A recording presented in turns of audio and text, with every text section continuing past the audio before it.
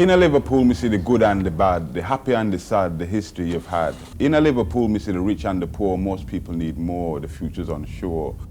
Liverpool, a city best known for its cathedrals, music and the Scouse sense of humour. Now it's claimed the most racist city in Britain. And plenty people think it's cool to visit, but on the journey home them say, I couldn't live in it. Some will just come and just see the city centre, forget about the ghetto, too frightened to enter. Forget about the people, forget about the evil, just check places famous for the Beatles. Liverpool 8 is still referred to as the ghetto, Granby Street the front line. It was in July 1981 that inner-city deprivation, racial tensions and what the police described as premeditated hooliganism erupted into scenes that shocked the nation. Michael Heseltine, as Minister for Merseyside, came to investigate, but billions of pounds and several inquiries later, Liverpool 8 asks, what's changed? 24 hours ago, so that's the man with the hat.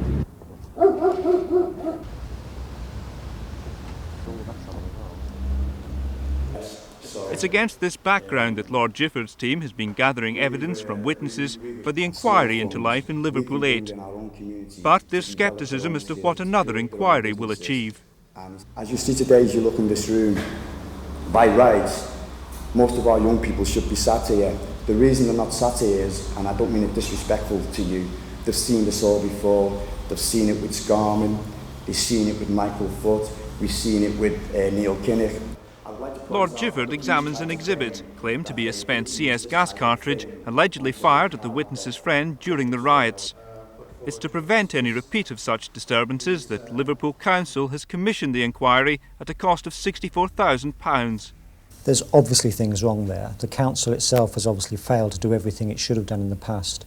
And I thought it would be sensible to have an inquiry before trouble breaks out or before something goes horribly wrong rather than after the event. I don't believe at the moment there's any signs to say there's going to be serious trouble or anything like that at the moment.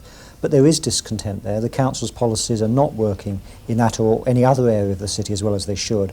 Lord Gifford's inquiry team spent many hours on Granby Street, often described as a no-go area. And I think the people around here are smashing. And I just think it's a terrible shame that it has got a poor reputation.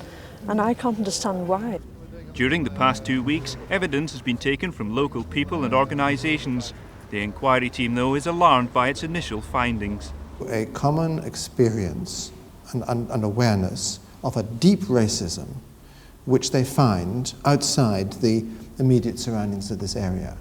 And we've been very shocked to find how far that stretches by comparison to anywhere else that I know in Britain. Just the address, Liverpool 8, is in itself enough to mean that hire purchase and bank loans are for many unobtainable.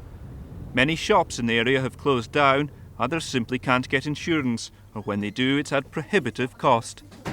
My insurance today for a corner shop in Granby Street is £1,686.90. And I think the insurance company are just ripping the ghetto people off. There's little or nothing for youngsters to do, and the downward spiral of deprivation and no hope have led some to declare UDI. Merry Christmas. This play school used to be a derelict house occupied by heroin addicts, but parents concerned about lack of facilities took it over. There were smackheads living here, and we just came over, had a few strong words with them, and then he moved out, and then we squatted and took over as a club. The club charges 10 pence a day to look after the children, all the proceeds going back into providing facilities for them. There's not a lot going for them in the area, not with the drug scenes and violence that's going on. So this is a safe house for them. But hopelessness and alienation have no age barriers.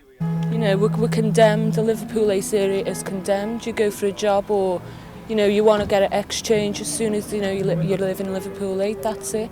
End of the story, you just haven't got a chance. 90% of teenage blacks here have no jobs and little or no prospect of getting one. One consequence is a brisk and overt trade in drugs. When you crowd people together in such a small area as we have, it's only a small area, Liverpool 8, and we're all crowded together like sardines in a can, that breeds discontentment, and this is our problem. It's not the drugs. The drugs have always been here in one form or another throughout time. To my memory, it's always been here, but the fact that because they just go into harder drugs. That's life. But it's the policing of Liverpool 8 that generates most argument. So if they came in, even if they're coming quite heavy, to deal with what's going on up there, they'd have to come in heavy, but they don't. They just. But would the community accept that? Of course. Some say the Bobby on the beat is too rare a sight. Others, though, accuse the police of being too heavy-handed, often arriving in force and at night. For minor things, the police are everywhere.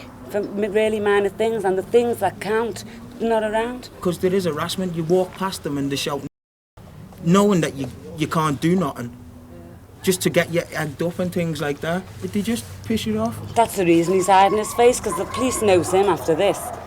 They'll go all out for him, that's what they do. The police will never accept that they have a responsibility. Every time we approach them to say that relationships between the police and the community are bad, the police's response is always to blame the community, and always takes, in my opinion, two people to create a problem. We repeatedly asked the police to be interviewed about the problems of policing Liverpool 8, but they declined. Furthermore, as Lord Gifford's inquiry has no legal status, Merseyside's Chief Constable has instructed his force not to take part. He says relations with the community are improving and he can't see the point of it. The Police Federation also declined to be interviewed. In a statement, it said it supported the Chief Constable's decision, saying to take part would dignify what it described as a piece of cynical political opportunism.